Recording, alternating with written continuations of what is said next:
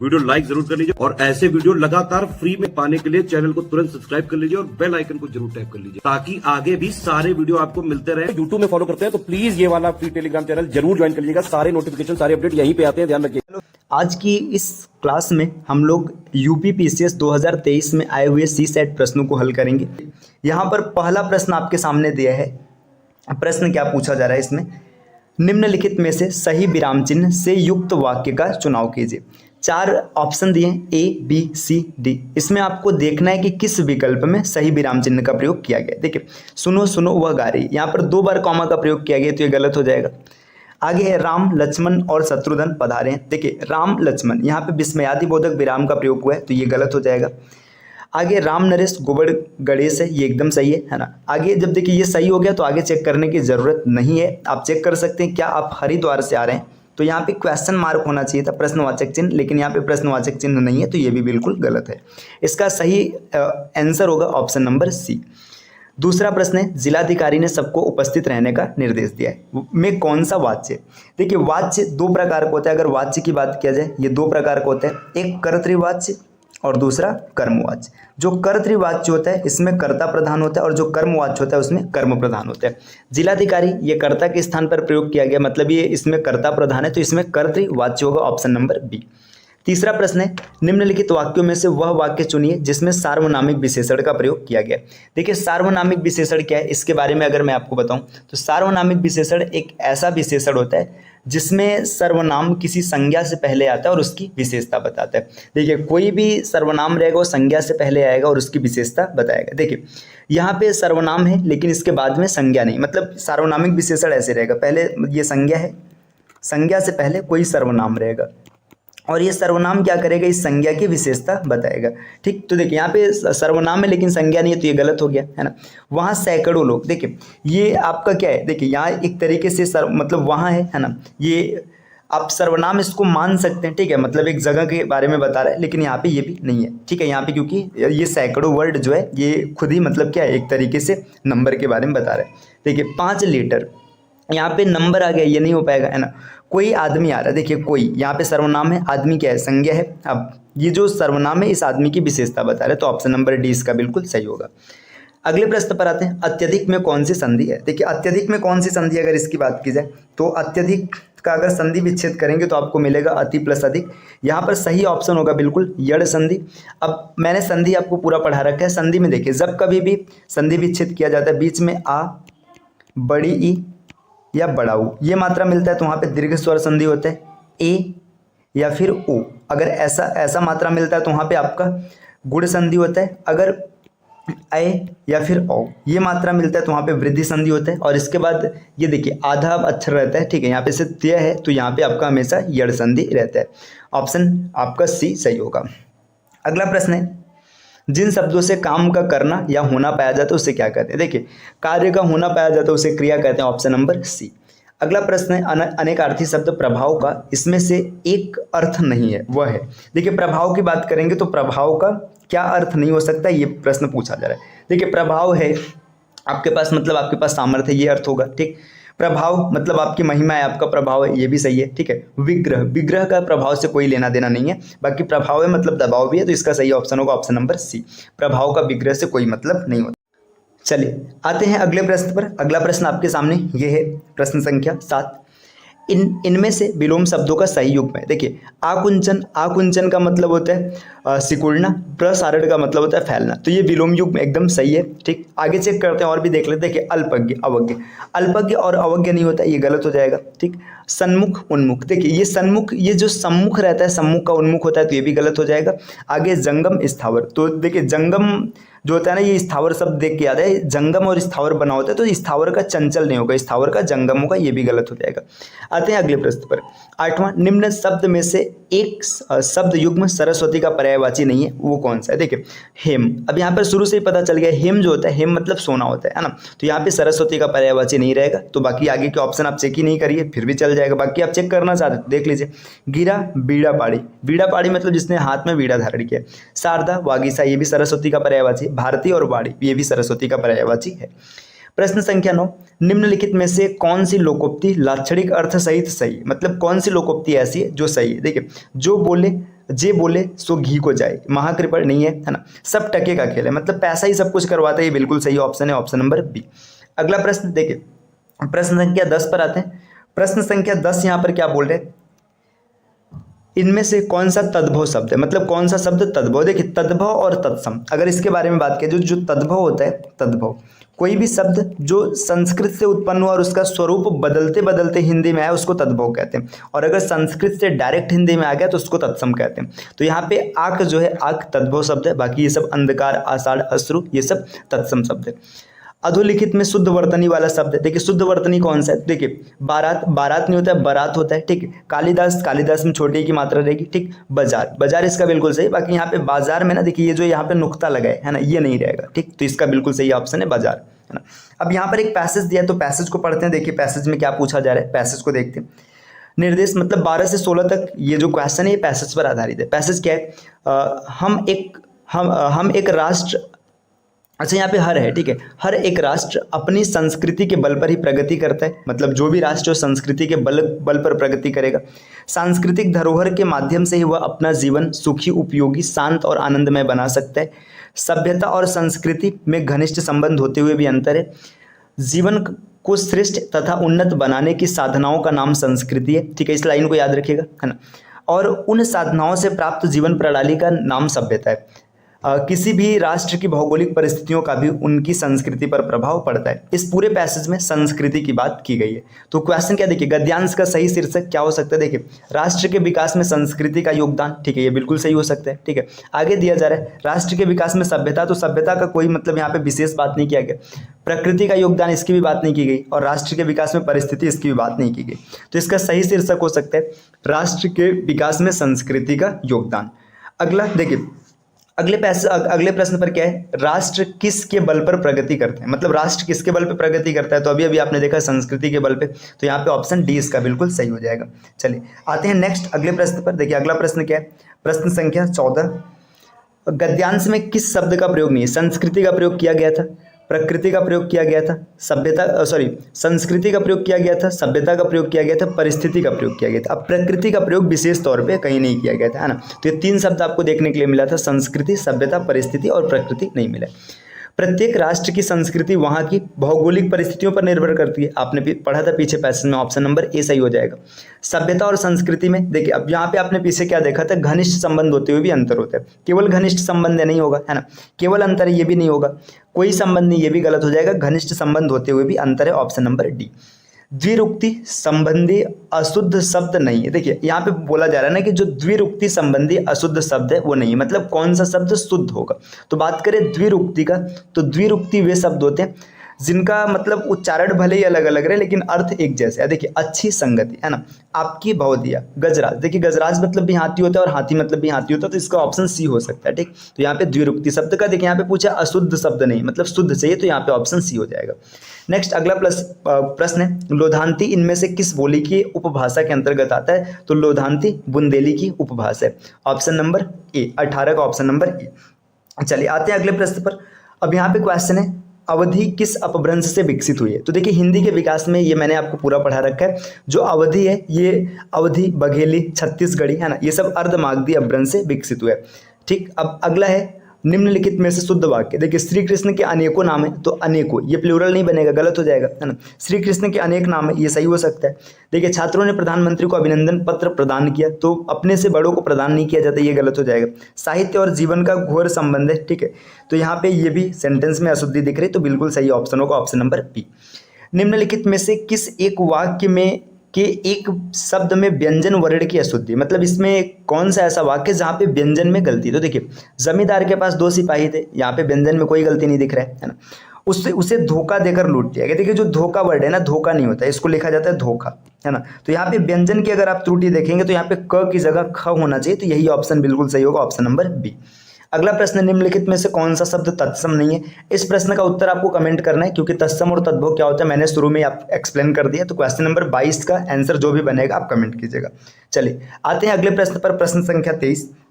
घोंगा बसंत मुहावरे का अर्थ है। देखिए घोंगा बसंत, आप अगर उत्तर प्रदेश से होंगे तो इस शब्द को एकदम अच्छे से जानते होंगे, प्रयोग किया जाता है। घोंगा बसंत का मतलब होता है मूर्ख होना, ऑप्शन नंबर बी। गंगा का पर्यायवाची नहीं है, देखिए भागीरथी है ना, यहाँ पे भागीरथी या भागीरथ बोला जा रहा है, ठीक है। त्रिपथका, देव नदी है ना, ये सब गंगा के पर्यायवाची। जो रवि तनया है ये सूर्य का पर्यायवाची, सॉरी यमुना का पर्यायवाची। रवि मतलब सूर्य, तनया मतलब पुत्री, सूर्य की पुत्री ये माना जाता है यमुना जी को, ठीक है। तो यहाँ पे ऑप्शन सी सही होगा। विसर्ग का उच्चारण स्थान क्या है, तो विसर्ग का उच्चारण स्थान कंठ होता है, ये मिले। Next instruction for the question number 26 to 30 है ना, 26 से 30 तक के लिए इंस्ट्रक्शन दिया है। Read the following passage carefully and answer the following question that follow. Passage को पढ़ना और उसका उत्तर देना है। We in India have our own special problem, हम भारत में हम सबके अपने स्पेशल प्रॉब्लम है।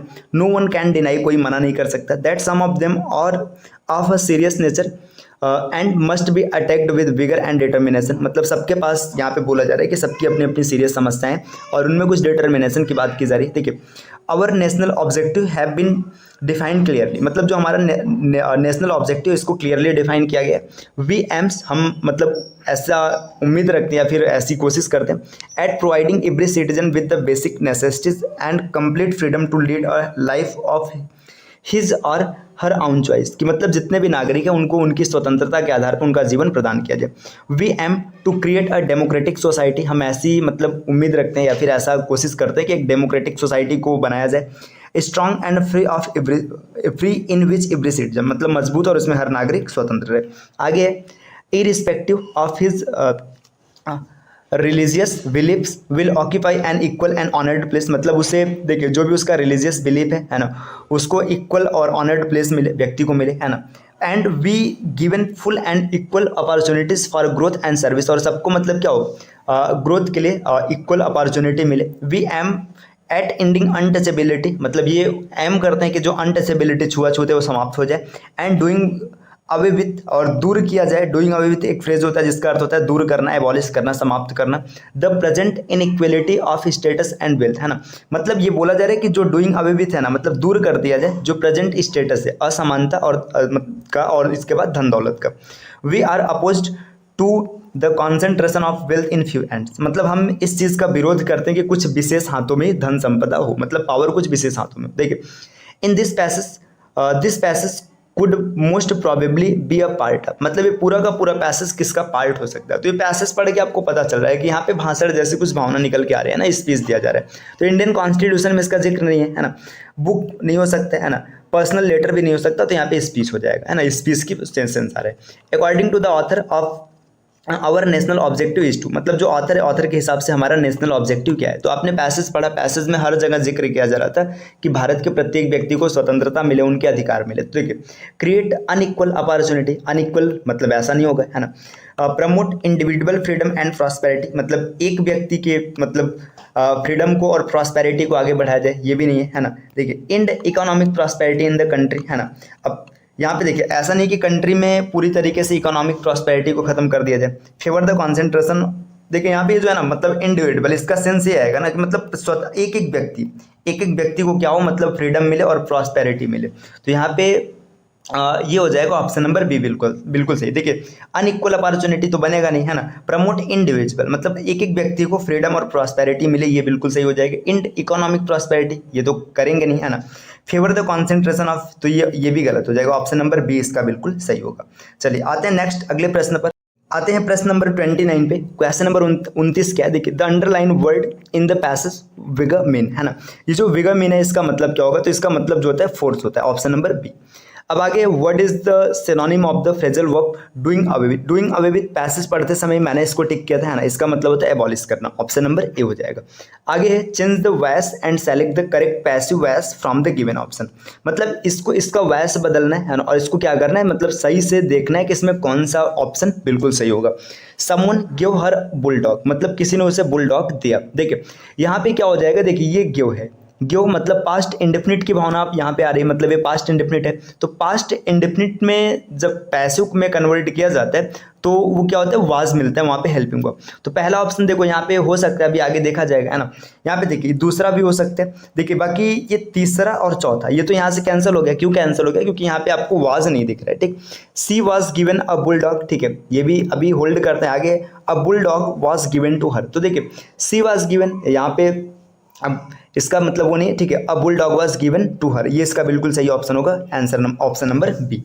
अगले प्रश्न पर आते हैं। अगला प्रश्न है fill in the blank with the appropriate word given below. मतलब जो नीचे डेटा दिया इससे आपको क्या करना है, ऑप्शन को भरना है। तो देखिए यहाँ पे इसमें ब्लैंक को भरना है। देखिए द एयर इंडिया है ना, कंसेंशियल टिकट्स दीज डेज। देखिए यहाँ पे एयर इंडिया की बात हो रही है और दीज डेज मतलब काम अभी भी चल रहा है। जब काम चल रहा है तो इशूड नहीं होगा, है ना।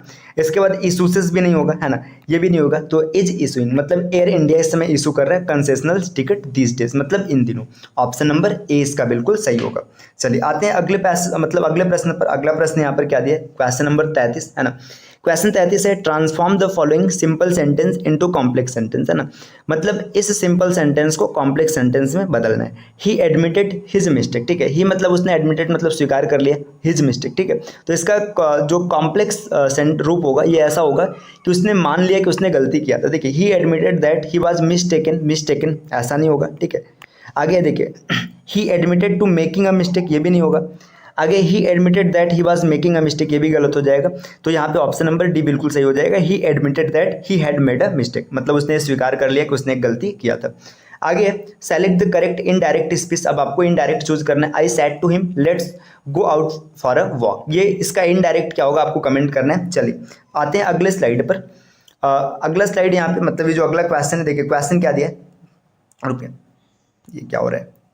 चलिए अगला प्रश्न आपका यहाँ पर दिया which of the following is correctly punctuated. मतलब कौन सा ऐसा सेंटेंस है जिसमें सही से पंक्चुएशन का यूज़ किया गया, मतलब जो भी विराम चिन्ह है इसका बिल्कुल सही यूज है। देखिए what a beautiful painting did you paint it, ठीक है। अब यहाँ पे देखिए अगर आप इसको एक्सक्लामेशन के तौर पे लेंगे, देखिए पहले तो दो तरीके से सही हो सकता है। या तो यहाँ पे क्वेश्चन मार्क आना चाहिए या तो बीच में कहीं एक्सक्लामेटरी मार्क आना चाहिए, जिसमें से कुछ नहीं तो ये गलत हो जाएगा। आगे what a beautiful painting did you paint it, है ना, एक्सक्लामेशन मार्क है ना, ब्यूटीफुल पेंटिंग यहीं पर आना चाहिए था, ये भी गलत हो जाएगा। आगे है what a beautiful painting did you paint it, ये भी गलत हो जाएगा। ये इसका बिल्कुल सही ऑप्शन है, ऑप्शन नंबर डी। चलिए आगे है choose the correct word which is opposite to the meaning of the given word. Recede, है ना। रिसीड का मतलब होता है एक तरीके से पीछे हटना, है ना। मतलब रिसीड का मतलब होता है पीछे हटना। तो एडवांस का मतलब क्या हो जाएगा, आगे बढ़ना, है ना, फॉरवर्ड होना, ठीक है। तो ये इसका बिल्कुल सही ऑप्शन हो जाएगा, ऑप्शन नंबर ए, ठीक। अगला प्रश्न आपके सामने है find out the miss spelled word, है मतलब कौन सा ऐसा वर्ड है जिसमें मीनिंग गलत है। तो देखिए सीज बिल्कुल सही मीनिंग है ना। डिसीव DECIEVE, है ना। देखिए डिसीव की जो मीनिंग है ना, डिसीव की मीनिंग DE, है ना, CIEVE, है ना, ये भी बिल्कुल सही दिख रहा है। डिसीव मतलब धोखा देना। बिलीव ये भी सही दिख रहा है ना। रेन का मतलब होता है साम्राज्य, जिसमें सभी ऑप्शन बिल्कुल सही दिख रहे हैं, है ना। या DE देखिए डिसीव की मीनिंग ना ये नहीं होती, ये होती है DECEIV, है ना। तो ये ऑप्शन होगा डिसीव, ठीक। ये इसका बिल्कुल सही ऑप्शन होगा, ऑप्शन नंबर बी। चलिए आते हैं अगले प्रश्न पे। यहाँ पे देखिए दिया choose the correct one which best expresses the meaning of the phrasal of underline word. जो अंडरलाइन किया गया like a कॉग in a wheel, है ना। लाइक अ कॉग का मतलब होता है एन अनइम्पॉर्टेंट पर्सन, मतलब एकदम ऐसे समझ दो ना जिसका कोई महत्व नहीं है ना। तो यहाँ पे हो जाएगा ऑप्शन नंबर डी। आते हैं अगले प्रश्न पर, क्वेश्चन नंबर 39। अब यहाँ पे दिया है choose the correct word which expresses the meaning of the underline word in the given sentence, है ना। पेंचेंट, है ना। पेंचेंट का मतलब होता है एक तरीके से बहुत जो चीज़ों को पसंद कर रहा है, उसके प्रति उसका रुझान है, उसको देखने की उसकी इच्छा है ना। तो यहाँ पे पेंचेंट का बिल्कुल सही ऑप्शन हो जाएगा लाइकिंग, ऑप्शन नंबर सी, है ना। चलिए आते हैं अगले प्रश्न पर, क्वेश्चन नंबर 40। क्वेश्चन नंबर 40 क्या है, consider the following sentence and choose the correct option, है ना। अब यहाँ पे इस क्वेश्चन को आप सॉल्व कर लीजिएगा। दिए गए विकल्पों में से विषम को चुनिए। यहाँ पर इसका इंग्लिश वर्जन है, आप चाहे तो देख लीजिएगा। अब यहाँ पे देखिए 4 ऑप्शन दिया है, इसमें से ऑड को चूज करना है। अब ऑप्शन को देखते देखिए ए की प्लेस वैल्यू होती है 26, सॉरी ए मैं बोल रहा हूँ, ए की प्लेस वैल्यू होती है 1, है ना। एक्स की प्लेस वैल्यू जो होती है ये होती है 24, है ना। सी की प्लेस वैल्यू 3 होती है और जेड की प्लेस वैल्यू 26 होती है, ठीक। इस तरीके से यहाँ पे देखेंगे जे की प्लेस वैल्यू है 10, ओ की है 15, के की बात करेंगे 11 और क्यू की जो प्लेस वैल्यू है ये आपका होता है क्यू का 17, ठीक। अब देखिए और आगे बढ़ेंगे, देखिए टी की प्लेस वैल्यू है 20, बी की 2, है ना, और भी की 22 है और डी की है प्लेस वैल्यू 4।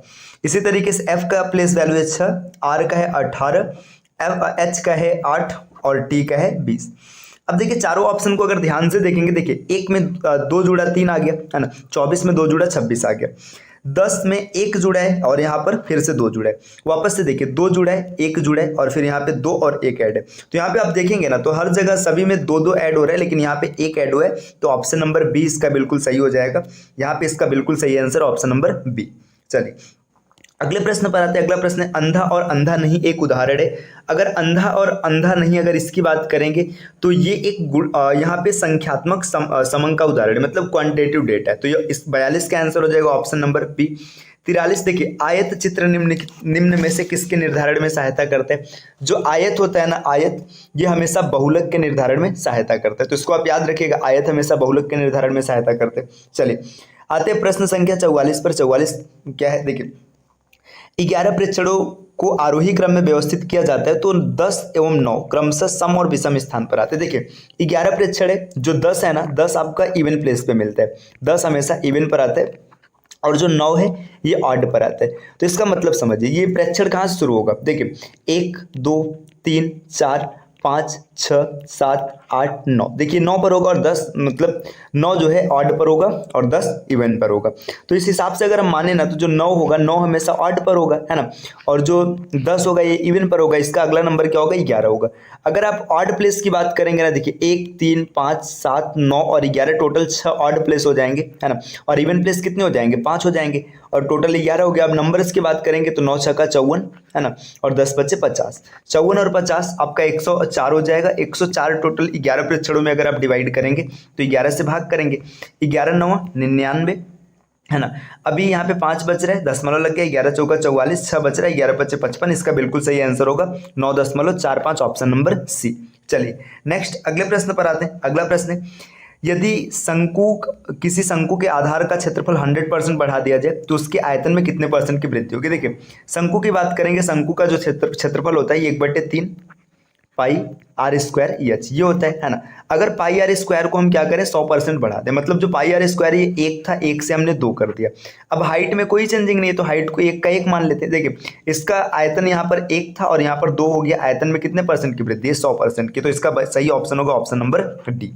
चलिए आते हैं नेक्स्ट प्रश्न पर। अगला क्वेश्चन नंबर 46 क्या दिया है, 2 बेलन ए तथा बी के आधारों का अर्धव्यास। अर्धव्यास का मतलब होता है त्रिज्या 3 और 2 के अनुपात में। मतलब जो आर है ना, यहाँ पे देखिए R1 या फिर मैं मान लेता हूँ RA और RB, या डायरेक्ट ए और बी लिखते हैं, आप समझ के चलिए। देखिए यहाँ पर ए है और यहाँ पर बी है। इसके त्रिज्या की बात बोल रहा है, ए की त्रिज्या कितनी है 3 और बी की त्रिज्या कितनी है 2। अब इसके बाद बोला जा रहा है कि इसकी ऊंचाई का अनुपात n और 1 है, मतलब जो हाइट है ये n और 1 है।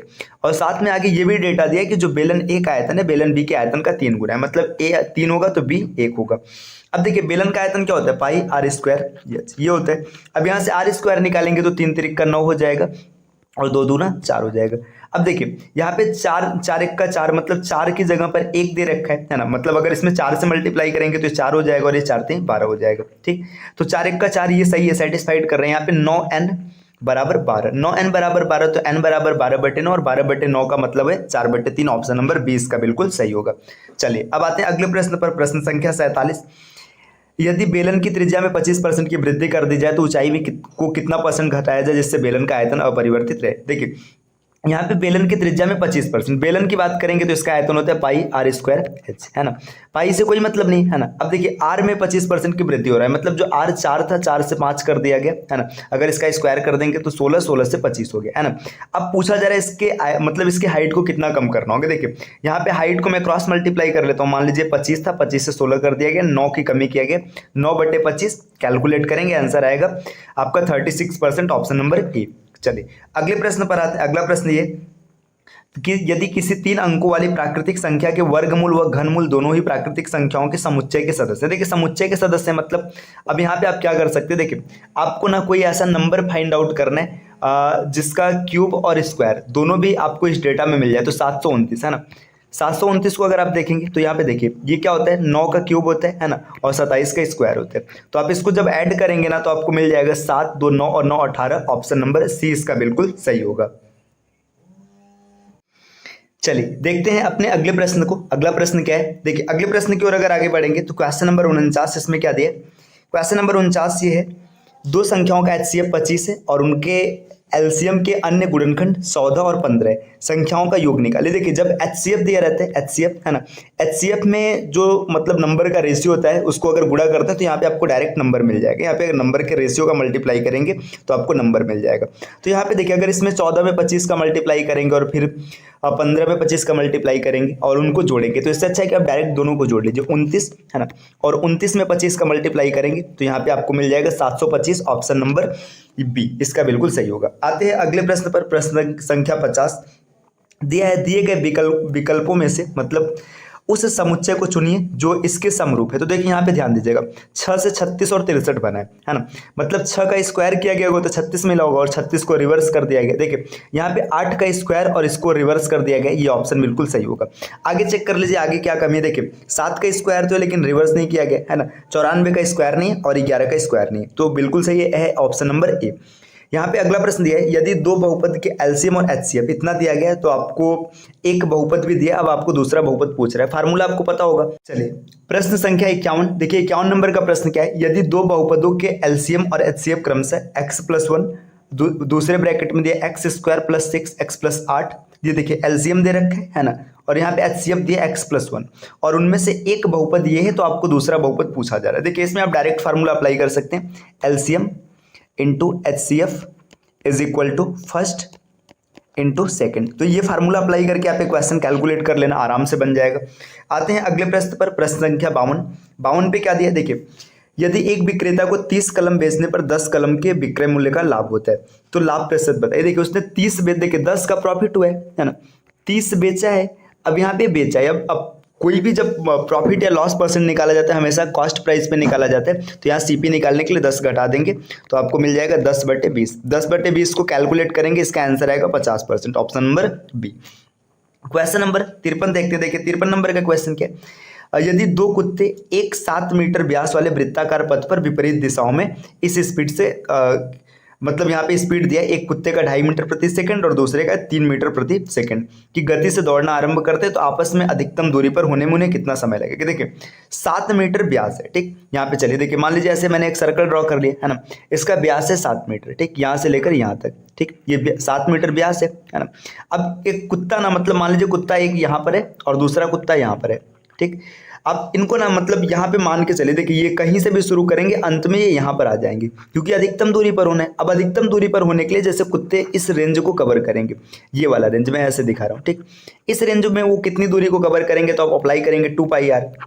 2πr जैसे अप्लाई करेंगे तो आपको मिलेगा 2 गुणे पाई का मान 22/7 और r की वैल्यू हो जाएगी 7/2। 2 से 2 कट गया, 7 से 7 कट गया है ना।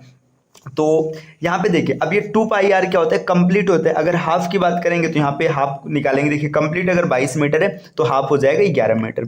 ये कुत्ते यहाँ तक पहुँचने में ना 11 मीटर की दूरी तय करेंगे।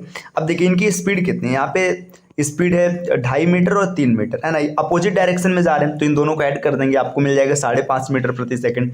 11 मीटर टोटल दूरी है और 5.5 की स्पीड से चल रहे हैं तो 2 सेकंड में पहुंच जाएंगे, ऑप्शन नंबर बी होगा बिल्कुल सही। आते हैं अगले प्रश्न पर, क्वेश्चन नंबर 54 है ना। अच्छा देखिए ये प्रश्न मैं इसी पेज पे सॉल्व कर रहा हूँ तो आपको थोड़ी दिक्कत हो रही होगी लेकिन मैनेज कर लीजिए, कोई बहुत ऐसा नहीं कि आपको नहीं दिखेगा। यदि x आदमी एक काम को 40 दिन में करते हैं, देखिए x आदमी 40 दिन में करते हैं तो ये टोटल काम हो गया 40x है ना, और 5 अतिरिक्त आदमी लगाने पर देखिए जब अगर 5 अतिरिक्त आदमी लगा दिया जाता है तो क्या होता है, ये काम ना 10 दिन की बचत हो जाती है, मतलब 30 दिन में पूरा हो जाता है। तो 30 आदमी इस काम को कितने दिन में पूरा करेंगे, कैलकुलेट कर लेते हैं। देखिए 40x बराबर है किसके, 30x + 150 के, इसको कैलकुलेट करेंगे तो x बराबर आपको मिल जाएगा 15। x की वैल्यू जब आप 15 प्लेस करेंगे तो 15 चौका 60, जो टोटल वर्क है ये 600 है ना, टोटल वर्क है 600 और कितने मजदूरों से करवाना है, 30 मजदूरों से, तो 20 दिन में पूरा हो जाएगा, ऑप्शन नंबर सी इसका बिल्कुल सही होगा। चलिए आते हैं अगले प्रश्न पर, ठीक है, 54 नंबर का ऑप्शन होगा सी। नेक्स्ट प्रश्न पर, 3 संख्याओं का अनुपात 3 देखिए 3, 4 और 5 है, इनके एचसीएफ और एलसीएम क्रमशः इतने हैं तो उनमें सबसे बड़ी संख्या बताइए। देखिए जब कभी भी आपके सामने ऐसा कंडीशन है जहां पर आपको अनुपात दिया रहे, रेशियो दिया रहे और एचसीएफ दिया रहा है ना, इन दोनों का मल्टीप्लाई कर देंगे तो आपको नंबर मिल जाएगा, ये चीज़ याद रखिएगा। एचसीएफ और रेशियो का मल्टीप्लाई कराने पर नंबर मिलता है। तो यहाँ पे आपका एचसीएफ है 40, तो अब कोई भी संख्या पूछे, सबसे बड़ी संख्या पूछा तो सबसे बड़े रेशियो से मल्टीप्लाई करा देना, 40 पंचे 200, ऑप्शन नंबर बी है ना। इससे सरल क्वेश्चन तो आपको नहीं मिलेगा है ना। अब क्वेश्चन नंबर देखते हैं 56 है ना। 56 नंबर का क्वेश्चन क्या दिया है, अभिकथन, आपको ए यहाँ पे अभिकथन दिया है, अंतर वैयक्तिक आकर्षण सामाजिक अंतर क्रिया का एक भाग है। मतलब बोला जा रहा है कि जो आकर्षण है ना, सामाजिक अंतर क्रिया का एक भाग है, या उत्तर जीविता हेतु आवश्यक है। अब यहाँ पे इसमें देखो ये दिया है कि कौन सही कौन गलत। देखिए अंतर वैयक्तिक आकर्षण सामाजिक अंतर क्रिया का एक भाग है, ठीक है, ये बात तो सही है, मान लेते हैं कि भाग है, लेकिन क्या यह उत्तर जीविता हेतु आवश्यक है? ऐसा तो नहीं माना जा सकता कि इससे उत्तर जीविता चलेगी, ठीक है। तो यहाँ पे देखिए अगर इसके ऑप्शन की बात करेंगे तो यहाँ पे कौन सा सही हो जाएगा? उत्तर जीविता, मतलब सर्वाइवल के लिए, ठीक है। रुकिए थोड़ा सा इंग्लिश देखते हैं। देखिए interpersonal attraction is a part of the social interaction, सही है, ठीक है। It is a necessary for the survival, ठीक। तो इसमें जो मेरे हिसाब से ऑप्शन बनेगा है ना, इसका बिल्कुल सही ऑप्शन हो जाएगा कि आर और ए दोनों सही है और ए की सही व्याख्या आर करता है, तो ऑप्शन नंबर ए ये मेरे हिसाब से होगा, ठीक है। आप देख लीजिएगा। क्वेश्चन नंबर 57 पर आते हैं, है ना। क्वेश्चन नंबर 57 क्या दिया? इनमें से कौन सा संचार तंत्र किसी व्यक्ति को अपने उच्च अधिकारी अथवा अपने अधीनस्थ अधिकारी को गोपनीय सूचना देते हेतु प्रेरणा देता है? देखिए यहाँ पे अब गोपनीय सूचना देना है ना जब गोपनीय सूचना देना है तो फिर क्या होगा? देखिए यहाँ पे एक तरीके से ना सिंगल चैन का यूज किया जाए, क्योंकि अब देखिए सिंगल चैन क्यों होगा? क्योंकि भाई ये गुप्त बात है तो गॉसिप तो करेंगे नहीं, है ना। इसके बाद क्लस्टर भी नहीं होगा, है ना, विल भी नहीं रहेगा, सिंगल मतलब सिंगल चैन चलेगा, option number D. Question number 58 पर आते हैं। देखिए यहाँ पे देखिए कुछ क्वेश्चन है जो इंटरपर्सनल स्किल के, क्वेश्चन नंबर 58-59 है ना, ये सब आप देख लीजिएगा। ये मतलब थियोरेटिकल क्वेश्चन है, बहुत टफ नहीं है, इसमें आप देखेंगे आराम से, जो चीज़ आपको पता है आप उसको क्लियर कर लेंगे और जो चीज़ नहीं पता तो उसमें आपको मतलब पढ़ना पड़ेगा, ठीक। चलिए आते हैं अब देखिए क्वेश्चन नंबर 69 पे। 69 क्या दिया? राम श्याम का मित्र है, ठीक है। मनीष को इशारा करते हुए राम ने श्याम से पूछा हुआ कौन है? राम ने कहा उसका बेटा मेरे बेटे का चाचा है। मनीष का राम से क्या संबंध? देखिए जो राम है ना श्याम का मित्र है, श्याम जो है राम का मित्र है ना। मनीष को इशारा करते हुए श्याम ने राम से पूछा, देखिए मनीष को दिखा करके पूछ रहा है, तो राम ने कहा उसका बेटा, देखिए मतलब जो मनीष है, मनीष का जो बेटा होगा, है ना, मेरे बेटे का चाचा है, मतलब जो राम है ना, राम के बेटे का चाचा है, ठीक। तो मान लेते हैं, देखिए राम है, अब राम का बेटा होगा, ठीक है, ये इसका चाचा है, तो देखिए ये इसका चाचा है ना, मतलब ये दोनों आपस में भाई हो जाएंगे। अब देखिए ये मनीष का लड़का है, मतलब राम भी इसी का लड़का होगा, तो मनीष का राम से क्या संबंध है? तो देखिए मनीष और राम आपस में क्या हो जाएंगे? देखिए ये मनीष ऊपर है, राम नीचे है, एक जनरेशन का फर्क है, तो इसका पिता हो जाएगा, ऑप्शन नंबर ए। चलिए आते हैं अगले प्रश्न पर। क्वेश्चन नंबर 70 क्या पूछा जा रहा है? देखिए यदि 31 मार्च 2008 को सोमवार है तो 31 मार्च 2011 को कौन सा दिन होगा? देखिए कैलेंडर में ना जो नॉर्मल ईयर होता है, नॉर्मल ईयर का फर्स्ट और लास्ट डे हमेशा रिपीट करता है। तो देखिए 31 मार्च 2008 को सोमवार है, इसका मतलब 31 मार्च 2009 को मंगलवार होगा, 31 मार्च 2010 को बुधवार होगा और 31 मार्च 2011 को बृहस्पतिवार होगा, ऑप्शन नंबर सी, ठीक है। तो ये इस क्वेश्चन का आंसर हो गया। चलिए अगले प्रश्न पर आते हैं। 71 नंबर का क्वेश्चन क्या बोला गया? 71 नंबर का क्वेश्चन है, निम्न में से किस वर्ष का कैलेंडर 2009 की तरह होगा? देखिए जब कभी भी ऐसा क्वेश्चन आए तो जो लास्ट का ईयर होता है, ईयर, ठीक है, इसमें 2 डिजिट लेना है। 09 है यहाँ पे, है ना, 09 में 4 से भाग दीजिएगा, 4 से भाग देंगे तो आपका ये एक रिमाइंडर बचेगा। जब कभी भी एक रिमाइंडर बचेगा तो आपको वर्ष में 6 जोड़ना है। देखिए 2009 में 6 जोड़ेंगे तो 15 इसका बिल्कुल सही आंसर होगा, ठीक। तो आप इसको आराम से कैलकुलेट कर सकते हैं। चलिए अगले प्रश्न पर आते हैं। 72 नंबर दिया, निम्न कथनों का संदर्भ लें। अब देखो सभी बालक आदर सत्यवादी, ठीक है, इसको मैं इंग्लिश वर्जन से देखता हूँ। ऑल बॉयज आर ट्रूथफुल, देखिए जितने भी बॉयज हैं सबके सब ट्रूथफुल है ना। कमल इज अ बॉय, अब कमल के बारे में बोला जा रहा है, कमल इज अ बॉय, ठीक है, ये हो गया। अब यहाँ पे इसका कंक्लूजन दिया, कमल इज ट्रूथफुल, ठीक है, कमल ट्रूथफुल है, सही हो जाएगा, ठीक है, क्योंकि कमल बॉय के अंदर है। यहाँ पे मैंने थोड़ा सा इसको गलत बना दिया, ठीक है। इसको ऐसे बनाएंगे, देखिए ऑल बॉयज जितने के जितने बॉयज हैं सब क्या है, सब ट्रूथफुल है, ठीक। कमल इज अ बॉय मतलब कमल इसके अंदर आ जाएगा। अब देखिए कमल इज ट्रूथफुल, ठीक है, कमल ट्रूथफुल होगा क्योंकि अंदर आ रहा है, ठीक है। All truthful persons are boys, अब सभी ट्रूथफुल बॉयज है तो इसके बारे में तो हम नहीं बता सकते, तो ये दूसरा गलत हो जाएगा, खाली 1 फॉलो कर रहे हैं, ऑप्शन नंबर ए। चलिए आते हैं नेक्स्ट क्वेश्चन नंबर 73 पर। एक घड़ी जो रविवार दोपहर 2 बजे 3 मिनट पीछे होती है, मतलब जो संडे का दिन होता है वहाँ पे क्या होता है, 3 मिनट पीछे है, ठीक।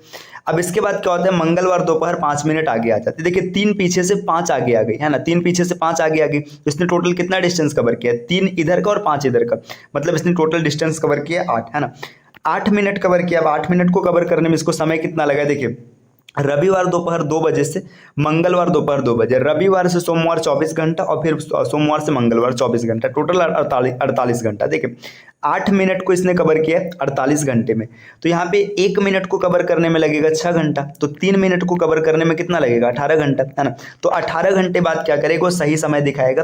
तो 2 बजे से आप 18 घंटे बाद आएंगे। देखिए 2 बजे से 18 घंटे बाद जब आएंगे रविवार दोपहर 2 बज रहा है ना। इसका मतलब है कि सोमवार, अगले दिन जब सोमवार होगा तो सोमवार को भोर में 2 बजे, मतलब रात को 2 बजे बोल लीजिए, है ना। इसके बाद फिर वहाँ से अब 6 घंटा और आगे आएंगे, है ना, क्योंकि अब 12 घंटा है, 6 घंटा जब और आगे आएंगे तो सोमवार को सुबह 8 बजे, है ना। ये इसका सही ऑप्शन होगा, ऑप्शन नंबर बी।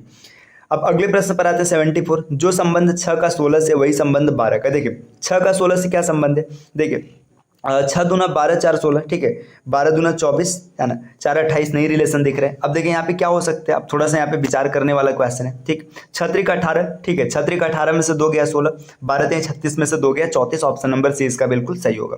चलिए आते हैं अगले प्रश्न पर, 75 नंबर का क्वेश्चन है। नीचे अंक श्रृंखला दी गई है, इसका अगला अंक कौन सा है, देखिए 1 0 5। अब यहाँ पे क्या देख रहे हैं, इसको ध्यान से देखिए। अगर आप ध्यान से देखेंगे ना तो 24 को देख के आपको पता चल रहा है 5 का स्क्वायर -1, 17 को देख के पता चल रहा है 4 का स्क्वायर +1, है ना। 8 क्या है, 3 का स्क्वायर -1, 2 का स्क्वायर +1, है ना, 1 का स्क्वायर -1 और 0 का स्क्वायर +1। तो ये सीरीज आगे बढ़ेगा, 6 का स्क्वायर +1, 6 6 का 36 और 1 37, ऑप्शन नंबर ए इसका बिल्कुल सही होगा। चलिए क्वेश्चन नंबर 76 पर आते हैं। अगला प्रश्न क्या है, कॉलेज के छात्रों को राजनीतिक गतिविधियों में भाग लेने से प्रतिबंधित किया जाना चाहिए, है ना, पहला कथन है। अब यहाँ पे देखते हैं इसका कंक्लूजन क्या है। हाँ, कॉलेज के छात्रों को अपनी पढ़ाई पर ध्यान देना चाहिए, सही बात है ना। हाँ, कॉलेज के राजनीतिक दलों में के लिए जंग का मैदान बनते जा रहे हैं, ये भी सही, ठीक है। तो मतलब ये प्रतिबंधित होना चाहिए, सही बात है, क्योंकि इससे पढ़ाई भी बाधित हो रहा है और साथ ही साथ मतलब जंग का मैदान भी कॉलेज बन रहा है। तो यहाँ पे देखिए योगा कथन 1 और 2 है ना, दोनों मतलब यहाँ पे प्रबल है, सही बात है, दोनों इस मतलब करना चाहिए। क्यों करना चाहिए, क्योंकि अगर जब राजनीतिक गतिविधि में नहीं जाएंगे तो अपने पढ़ाई पर ध्यान देंगे और साथ ही साथ जो राजनीति के कारण लड़ाई होती है उन भी चीज़ों से बच लिया जाएगा। चलिए आते हैं क्वेश्चन नंबर 77 पर, है ना।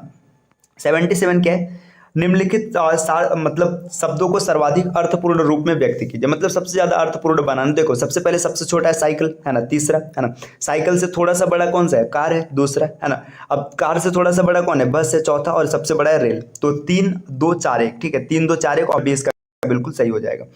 अगला प्रश्न देखिए, अनुज का मुख उत्तर पूर्व की ओर है, वह 90 डिग्री क्या करता है, घड़ी की दिशा में घूमता है, ठीक है। तो यहाँ पे इस क्वेश्चन को देखिए, जब कभी भी वर्ल्ड का कंफ्यूजन हो तो आप इधर आ जाएंगे। देखिए वो क्लॉकवाइज घूमता है, देखिए सबसे पहले टर्न 90 डिग्री क्लॉकवाइज, है ना, ये क्लॉकवाइज है। इसके बाद 180 क्या होता है, एंटी क्लॉकवाइज, है ना, एंटी क्लॉकवाइज आता है। और फिर 90 डिग्री फिर से एंटी क्लॉकवाइज आता है, ठीक। अब देखिए क्लॉकवाइज से एंटी क्लॉकवाइज कैंसिल आउट हो जाएगा। अब वो जिधर भी देख रहा था उधर से 180 डिग्री घूम जाएगा। तो देखिए नॉर्थ ईस्ट देख रहा था, नॉर्थ ईस्ट मतलब देखिए यहाँ पे डायरेक्शन हो गया नॉर्थ साउथ ईस्ट वेस्ट। देखिए नॉर्थ ईस्ट इधर था, वो 180 घूमेगा, इधर आ जाएगा, साउथ वेस्ट में देखेगा अभी वर्तमान में। तो साउथ वेस्ट मतलब ऑप्शन नंबर ए इसका बिल्कुल सही होगा। चलिए आते हैं क्वेश्चन नंबर नेक्स्ट पर, 79 दिया गया है, दिए गए विकल्पों में से संबंधित संख्या का चयन कीजिए। 4 का संबंध है 17 का, 4 चौका 16, 1 17, 7 7 49, 1 50, ऑप्शन नंबर 20 का बिल्कुल सही होगा। देखिए निम्नलिखित में से सही विकल्प का चयन कीजिए। देखिए साइकिल, यूनिसाइकिल, चश्मा, है ना। अब चश्मे का रिलेशन क्या होगा, अब इसमें देखिए चेहरा, पैडल, मोनोकल और शीशा। इसका आंसर आप कमेंट कीजिएगा जो भी होगा। चलिए अब इसमें अगला क्वेश्चन है, किसने कहा था निर्णय व्यवहार विकल्पों के मूल्यांकन तथा उसमें उनमें से चयन करना है। तो मतलब ये बात बोला था बैरन ने, है ना। बैरन ने बोला था कि निर्णय जो व्यवहार है विकल्पों का मूल्यांकन और उनका चयन है। तो ये सही ऑप्शन हो जाएगा बैरन, ठीक है। इसके बाद यहाँ पे देखिए आगे की चीजें आप देख लीजिएगा, है ना। इसमें अगर मतलब आंसर ही टिक करना, देखिए आप इधर देखेंगे एल्गोरिदम एक प्रकार का यांत्रिक समाधान है ना। तो ये चीजें आप देख लीजिएगा, आप कर लेंगे आसानी से, आपको कोई दिक्कत नहीं आएगा। ये चीजें मैं क्यों नहीं टिक कर रहा हूँ, क्योंकि इसमें जितनी चीजें आपको याद होंगी आप आसानी से टिक कर लेंगे। हम लोग अभी हाल फिलहाल ऐसे क्वेश्चन को करने जा रहे हैं जो कैलकुलेट करने वाले। देखिए अगले प्रश्न पर आते हैं, निम्नलिखित में से विलुप्त संख्या आपको ज्ञात करना। देखिए यहाँ पे 2 का टेबल चल रहा है, 2 दूना 4, 2 तिहाई 6, 2 चौका 8, 2 पंचे 10, है ना। अब इधर देखिए 3 दूना 6, 3 तिरिक्का 9, 3 चौका 12, 3 पचे 15, है ना। तो 3 पचे 15 इसका बिल्कुल सही ऑप्शन हो जाएगा, ऑप्शन नंबर सी।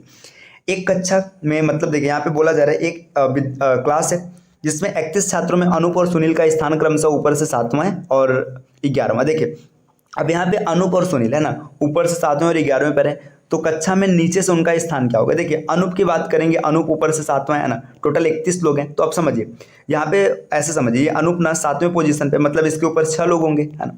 अब टोटल क्लास में 31 लोग हैं, 31 लोग हैं, तो यहाँ पे इसके नीचे 24 लोग होंगे, 24 36 और एक ये खुद होगा, 31 हो जाएगा। तो नीचे से अगर कैलकुलेट करेंगे तो 25वें स्थान पे आएगा, आपको 1 मिल गया, बाकी आगे कैलकुलेट करने की जरूरत ही नहीं है ना, क्योंकि यहाँ पे देखिए सभी 25 और कहीं पर नहीं है, ठीक।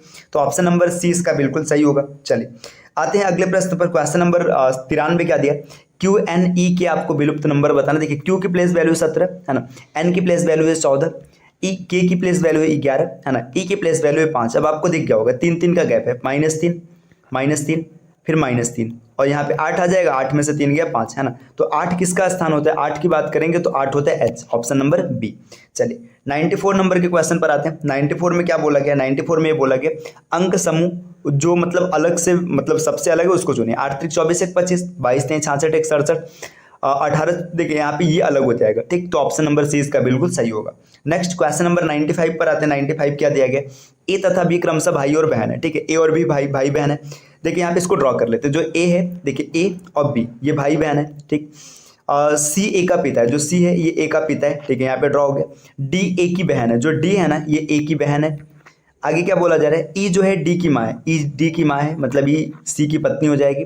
बी ई से किस प्रकार, फिर आगे क्या दिया है, बी ई से किस प्रकार संबंधित है। देखिए बी और ई का रिलेशन कैसा हो जाएगा, तो देखिए बी यहाँ पे क्या हो जाएगी, देखिए या तो लड़का होगा या तो लड़की होगी, लेकिन यहाँ पे ऑप्शन देखेंगे तो खाली एक दिया है, बेटी दिया, तो बेटी सही कर लेंगे, ऑप्शन नंबर डी। चलिए आते हैं नेक्स्ट प्रश्न पर। अगला प्रश्न क्या दिया गया, अगला प्रश्न यहाँ पर कुछ ऐसा है। देखिए प्रश्न यहाँ पर दिया गया कि किसी कोड भाषा में एल सी को 6 लिखा जाता है, टी को 10 लिखा जाता है, तो उसी कोड भाषा में पी डी को क्या लिखा जाए। देखिए एल का प्लेस वैल्यू होता है 12 और सी का होता है 3, तो आप दोनों तरीके से देख सकते हैं, 12 का आधा 6 या 3 का मतलब डबल 6। टी मतलब 20 होता है, 20 का आधा 10 हो जाएगा। ई मतलब 5 होता है, 5 का डबल 10 मतलब 10 हो जाएगा। आप यहाँ से अब देखिए डी मतलब 4 होता है तो 4 का डबल 8 हो जाएगा।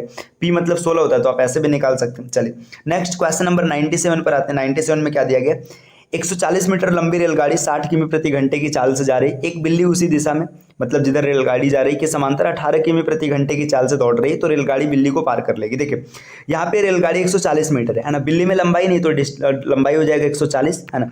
रेलगाड़ी को यही क्रॉस करना है, मतलब इतना ही पार करना है, तो 60 माइनस 18, क्योंकि एक ही डायरेक्शन में होता है तो माइनस कर लेते हैं। अब यहाँ पे इस किमी प्रति घंटा को मीटर पर सेकंड में बदलने के लिए 5 और बटे 18 कैलकुलेट करेंगे, 140 है ना, और बटे में ये यहाँ पे बचेगा 42 और गुणे में 5 और ऊपर आपका 18।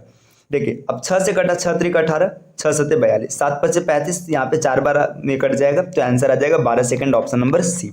चलिए नेक्स्ट अगले प्रश्न पर आते हैं। अगला प्रश्न ए बी सी को 6 लिखा गया, ई एफ जी को 210 लिखा गया, आई जे के को क्या लिखेगा। अब साफ साफ पता चल रहा है मल्टीप्लीकेशन होगा, क्योंकि अल्फाबेट्स को 3 अक्षर को जोड़ के ना कहीं से भी 210 तक नहीं पहुंचा जा सकता। तो देखिए ए की प्लेस वैल्यू 1, बी का 2 और सी का 3, इसको मल्टीप्लाई किया गया। ई का है 5, एफ का है 6 और जी का है 7 है ना।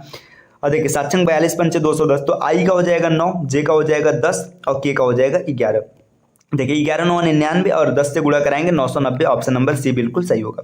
क्वेश्चन नंबर 99 पर आते हैं। 99 नंबर का क्वेश्चन क्या है, तो देखिए 99 नंबर की अगर बात करेंगे तो यहाँ पे क्वेश्चन कुछ ऐसा दिया गया, ए प्लस बी बराबर इतना है, तो आपको ए स्क्वायर प्लस बी स्क्वायर का मान फाइंड आउट करना है। देखिए जब कभी भी ऐसे क्वेश्चन मिले ना तो आप हिट एंड ट्रायल से वैल्यू रख के सेटिस्फाइड करें। देखिए अब आप 0 नहीं रखेगा, नहीं तो सब तो 0 हो जाएगा। 1 रखिए, देखिए 1 रखेंगे तो 1 प्लस 1 है ना, यहाँ पर 1 प्लस 1, तो ए और बी की वैल्यू 1 पर सेटिस्फाइड हो रही है, तो A square plus B square, 1 square मतलब 1, 2 स्क्वायर मतलब सॉरी 1 स्क्वायर मतलब फिर से 1, तो 1 और 1 2 हो जाएगा, ऑप्शन नंबर सी। 100 नंबर के क्वेश्चन पर आते हैं। 100वां क्वेश्चन यहाँ पर क्या दिया है, देखिए यदि ई को 5 लिखा जाता है, अमेंडमेंट को 8 9 लिखा जाता है, तो सेक्रेटरी को क्या लिखा जाएगा। देखिए ई की प्लेस वैल्यू 5 होती सही है, एक बार अमेंडमेंट को चेक कर लेते हैं। अमेंडमेंट मतलब ए का हो जाएगा 1, एम का 13, ई का 5, एन का 14, डी मतलब 4, एम मतलब फिर से 13, ई मतलब 5, एन मतलब यहाँ पे हो जाएगा 14 और टी मतलब हो जाएगा 20। सबको कैलकुलेट करते हैं। देखिए 13 1 14, ठीक है, 14 दूना 28 है ना, 14 त्रिक 42, 42 हो गया है ना, 42 और 5 47, ठीक, 47 के बाद 48 49 50 और 10 60, ठीक है, 60 और 20 80 और 84 89 8 9, ठीक है, सही है। तो यहाँ पे सबको ऐड किया गया, तो सेक्रेटरी को भी लिख करके ऐड कर लेंगे। एस की प्लेस वैल्यू हो जाएगी 19 है ना, आगे ई की हो जाएगी 5 है ना, और सी मतलब 3, आर मतलब 18, ई मतलब 5, टी मतलब 20, ए मतलब 1, आर फिर से 18 हो जाएगा और y मतलब 25। देखिए 25 और 1 26 है ना, 26 हो जाएगा। अब इसके बाद देखिए सबको ऐड करना है, यहाँ पे 26 और 18 अगर इसको ऐड करेंगे 18 दूना 36 है ना, तो यहाँ पे कितना था 26 और 36 है ना, 30 20 50 62 हो जाएगा, 62 और 20 82, 82 और 8 70, 70 और 5 75, 75 में 19 जोड़ेंगे है ना। ये मैंने कैलकुलेशन में कोई ना कोई मिस्टेक किया है, इस वजह से नहीं आ रहा है। रुकिए एक बार फिर से ट्राई कर लेते हैं ना। देखिए यहाँ पे क्या करना है, देखिए एस की प्लेस वैल्यू है 19 है ना, 19 और 5 24, 24 और 3 27, 27 और 18, 27 और 18, 27 10 37, 37 और 8 45, है ना। 45 5 50, 50 और 20 70, 71, 71 में आपको जोड़ना है 18 और फिर 26, है ना।